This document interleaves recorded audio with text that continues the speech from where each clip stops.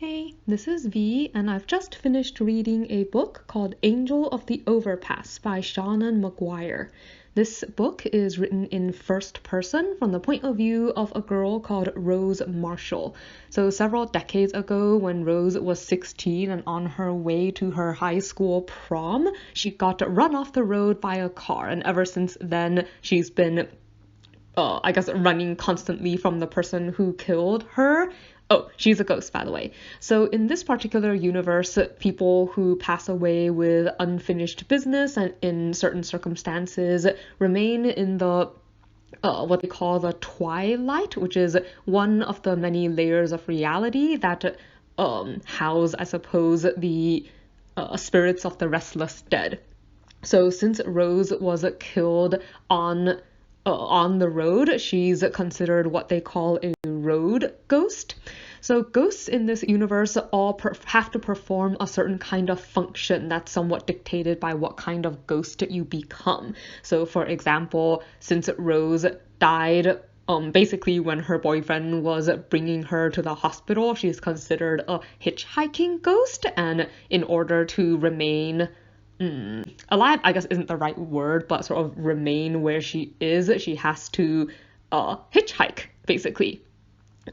She describes it as it's a little like food. So they don't technically need to eat or sleep or anything, but they do need to keep performing the function that they currently serve, sort of in order to remain themselves. Like if you don't do the things that you're meant to do, depending on what kind of ghost you are, you eventually fade and lose your sense of self. So the person who killed her is a man called Bobby Cross, and even though he's alive, he made a deal with an entity that they refer to as the Crossroads. So the Crossroads are described as a wound in reality, like it exists everywhere where roads cross, but it's also this sort of evil thing that has made a lot of contracts with people, but seems like its intentions have generally been to cause harm. So Bobby used to be a really famous actor who was really afraid of growing old, so he made a deal with the Crossroads for immortality. Only the price of this immortality is that he has this car and he has to keep driving it, and his car runs on ghosts, and the quickest way to create a ghost is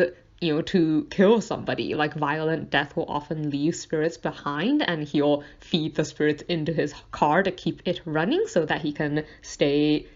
quote unquote alive. And so like I said, Rose was one of the only people who he went after who got away, and he's been chasing her ever since because this has caused a lot of problems. But because the Crossroads were recently destroyed, he now is, I guess, even more desperate to get his hands on her because he no longer has, I guess you could say, a patron, and at the same time this leaves him vulnerable and gives Rose a chance to destroy him so that she can stop worrying about herself and also the people that she cares about, which he has threatened to harm if she doesn't give herself up to him. So I actually had quite a lot of fun reading this story. I've always had like a pretty big interest, I suppose, in ghost stories and urban legends, and I think what I enjoyed most was just hearing how the author put these things together into I guess a world that exists alongside our own. So there's a mixture of like ghost related lore as well as certain things from Greek mythology and urban legends, and it kind of all gets woven together where you get to see like these different types of ghosts and hear about how different types of ghosts are made and the kind of functions that they have to serve. Like as Rose starts on this journey of trying to finally get rid of her murderer, you get to also meet like a lot of the people that she's built relationships with, I guess, since her death, and to kind of take a look at just how this life or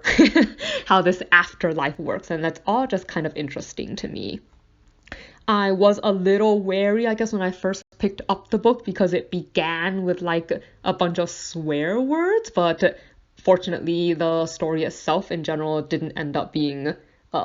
the kind of story, I guess, where there was a hugely pervasive use of swear words, which I don't tend to particularly like.